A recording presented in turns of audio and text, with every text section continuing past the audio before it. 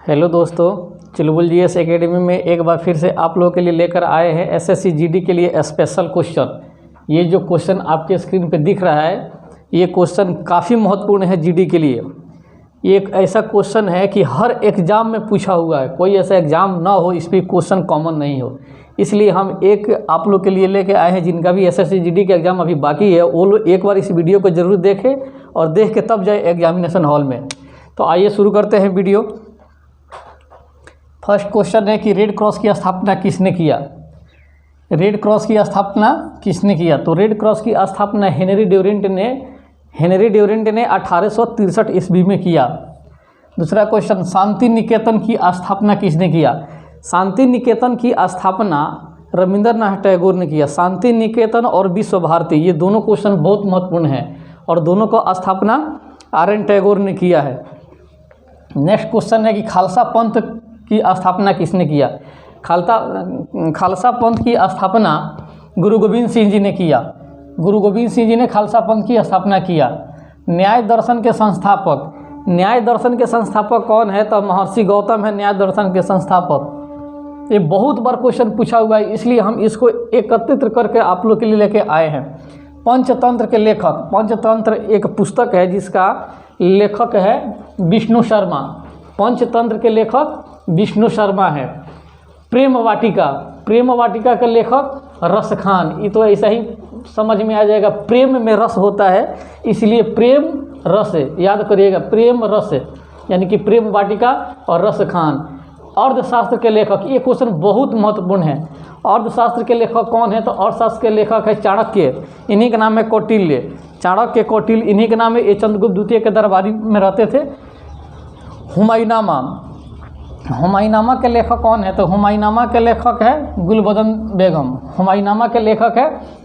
बेगम। अब आइए करंट से क्वेश्चन डाला हुआ है कि 51वां दादा साहब फाल्के पुरस्कार किसको दिया गया है?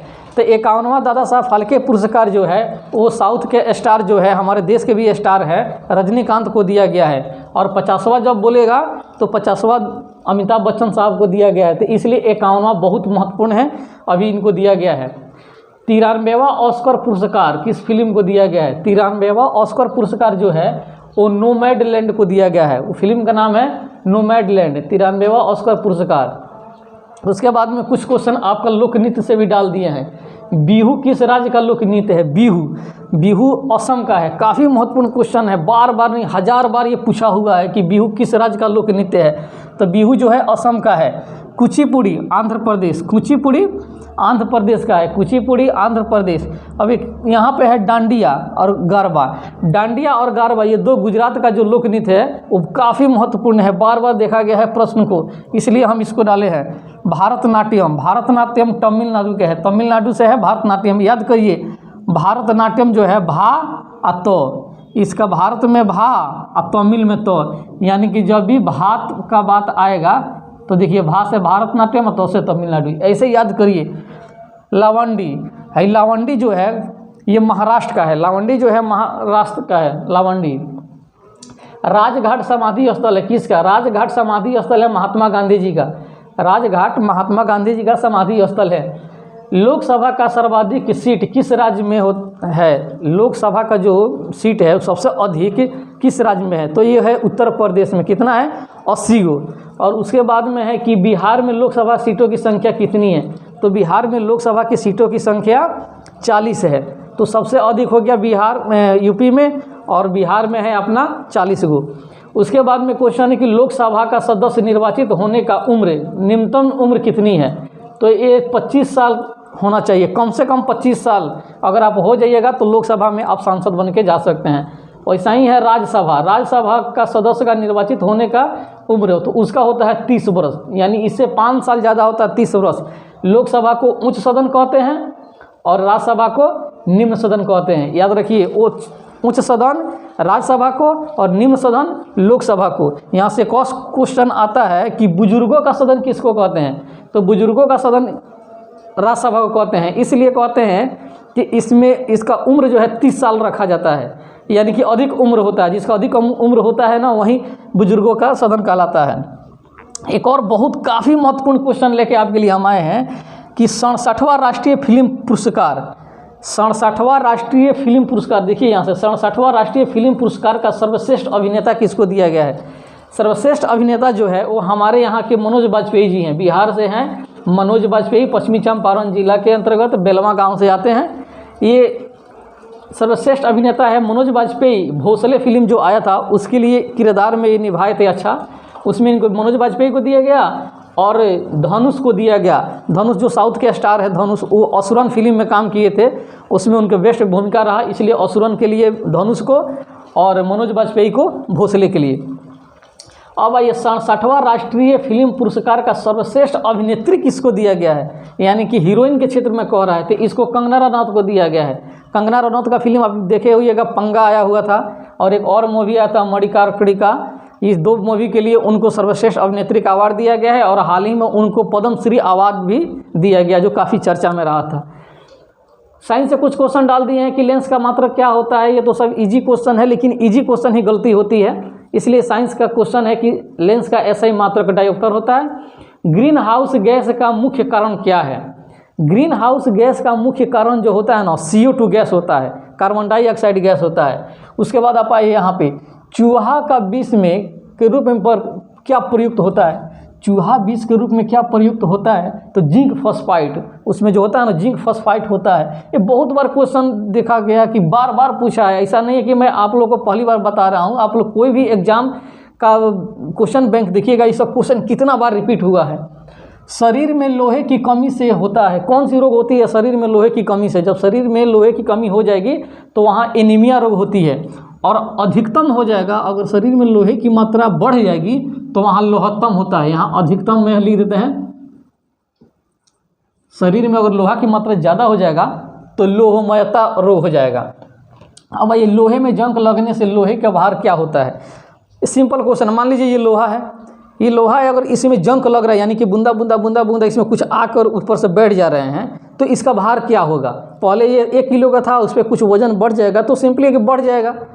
तो इसीलिए बोला है कि इस लोहे की जंक लगने से लोहे की भार क्या होगा, तो लोहे की भार बढ़ जाता है। और लोहे में जंक लगना कौन सा अभिकरण है, तो ये रासायनिक अभिकरण है, भौतिकी नहीं है। सफ़ेद सोना किसे कहते हैं। सफ़ेद सोना प्लेटिनियम को कहते हैं, सफ़ेद सोना प्लेटिनियम को कहते हैं। हाँ, एक आप लोग से रिक्वेस्ट है कि हमारे चैनल को भी थोड़ा सब्सक्राइब कीजिए और वीडियो अच्छा लगे तो उसको शेयर करिए। काफ़ी एक मेहनत से हम आपके लिए लेकर आए हुए हैं, VVI मोस्ट इम्पोर्टेंट क्वेश्चन आप लोग के लिए। चलिए, सफ़ेद सोना किसे कहते हैं, तो प्लेटिनियम के कहते हैं। उसके बाद में लेड ऑक्साइड को क्या कहते हैं। लेड ऑक्साइड को क्या कहते हैं, तो लिथार्ज कहते हैं। ये क्वेश्चन दोनों तरफ से आ जाएगा। यहाँ आएगा लेड ऑक्साइड को क्या कहते हैं, तो लिथार्ज कहते हैं, और लिथार्ज को किस नाम से जाना जाता है, तो लेड ऑक्साइड के नाम से जाना जाता है। ठीक है। विद्युत का सर्वोच्च चालक है, विद्युत का सर्वोच्च चालक होता है चांदी। 1 नंबर पे चांदी, और चांदी नहीं रहेगा तो दूसरा नंबर पे आता है तांबा। याद रखिएगा, विद्युत का सर्वोच्च चालक चांदी, नहीं आएगा तब होगा तांबा दूसरा नंबर पे। पर्ल एस किसे कहते हैं, ये पर्ल एस किसे कहते हैं, तो ये पोटेशियम कार्बोनेट को कहते हैं। पोटेशियम कार्बोनेट को पर्ल एस के नाम से जाना जाता है और इसका रासायनिक फार्मूला होता है K2CO3। सिगरेट लाइटर में प्रयुक्त होता है, सिगरेट लाइटर जो होता है उसमें प्रयुक्त होता है कौन सी गैस, ब्यूटेन। बर्नौली किस सिद्धांत पर काम करते हैं, बर्नौली किस सिद्धांत पर कार्य करता है, तो ऊर्जा संरक्षण के अधिनियम पर। किस रंग का तरंगदैर्घ्य अधिक होता है, किस रंग का तरंगदैर्घ्य अधिक होता है, तो ये लाल रंग का तरंगदैर्घ्य जो है ना ज़्यादा होता है, इसीलिए इसका प्रयोग रेलवे में सिग्नल के रूप में किया जाता है। रेलवे में सिग्नल के रूप में देखिएगा, जब ट्रेन आती है तो लाल बड़ा रहता है, क्योंकि इसका तरंगदैर्घ्य जो है ना अधिक होता है, इसलिए वहाँ इसका प्रयोग किया जाता है।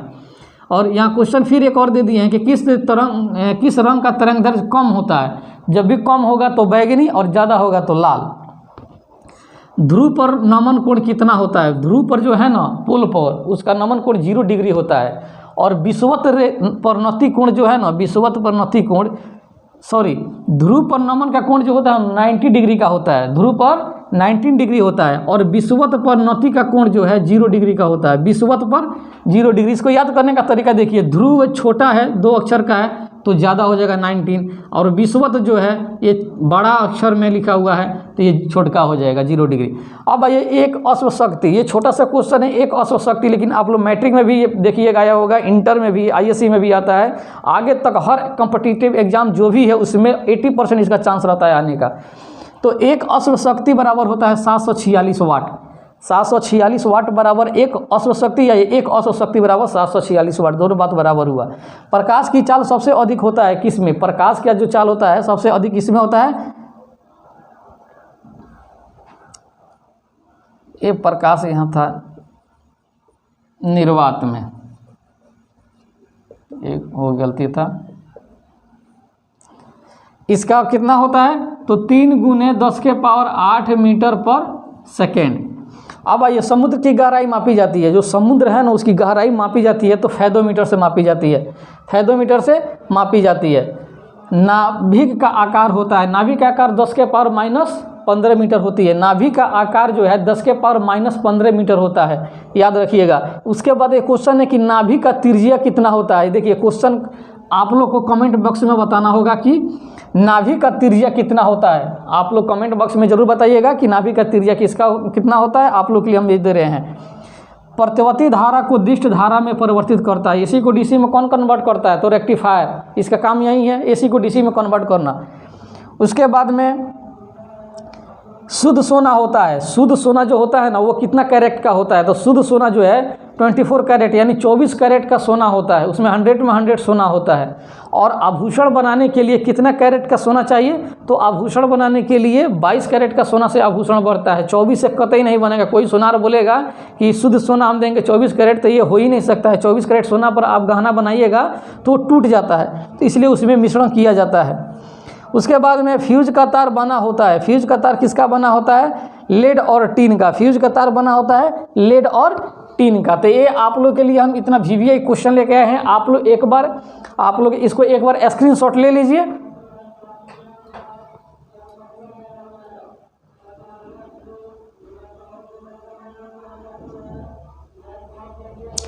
चलिए आप लोग स्क्रीनशॉट ले लिए, बहुत अच्छा। और इस क्वेश्चन को आप लोग एग्जाम देने से पहले एक बार जरूर देख के जाइएगा और अपने मित्र को भी जरूर बोलिएगा क्वेश्चन देख के जाने के लिए। काफ़ी महत्वपूर्ण क्वेश्चन है।